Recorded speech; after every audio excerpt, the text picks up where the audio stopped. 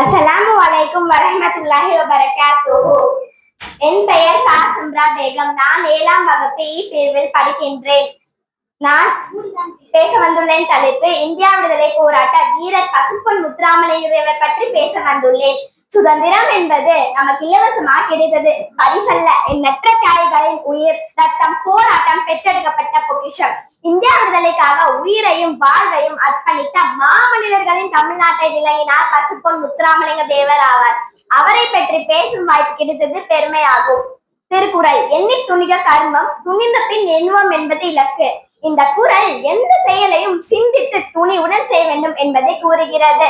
இந்த பண்பை தன் வாழ்க்கையில் கடைபிடித்தவர் பசும்பொன் முத்துராமலிங்க தேவர் ஆவார்.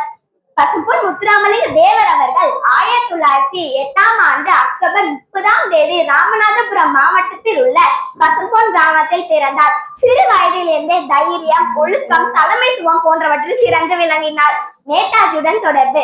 வங்கசிங்கம் என்று போற்றப்பட்ட நேதாஜி சுபாஷ் சந்திர போஸுடன் நெருங்கிய தொடர்பு கொண்டிருந்தார். அவரை தமது அரசியல் குருவாக ஏற்றுக்கொண்டார். தேவரின் அழைப்பை ஏற்று 1939ஆம் ஆண்டு நேதாஜி மதுரைக்கு வருகை தந்தார். நேதாஜி தொடங்கிய இந்திய தேசிய ராணுவத்தில் தேவரின் முயற்சியால் ஏராளமான தமிழர்கள் இணைந்தனர். விடுதலைக்கு பின் நேதாஜி என்னும் பெயரில் பார இதழ் ஒன்றையும் நடத்தினர். பல்துறை ஆற்றல், சிலம்பம், குதிரை ஏற்றல், துப்பாக்கி சுடுதல், சோதிடம், மருத்துவம் போன்ற பல துறைகளிலும் சிறந்து விளங்கினார். விடுதலை போராட்டத்தில் பங்கு. மேடைகளில் அவர் ஆற்றிய வீர உரையை கேட்ட மக்கள் ஆங்கில ஆட்சிக்கு எதிராக வீர் கொண்டு எழுந்தனர். அதனால் அச்சமடைந்த ஆங்கில அரசு அவரை பல முறை கைது செய்து சிறையில் அடைத்தனர். மேலும் வாய்ப்பூட்டு சட்டம் மூலம் அரசியல் பேசக்கூடாது என்று அவருக்கு தடை விதித்தது.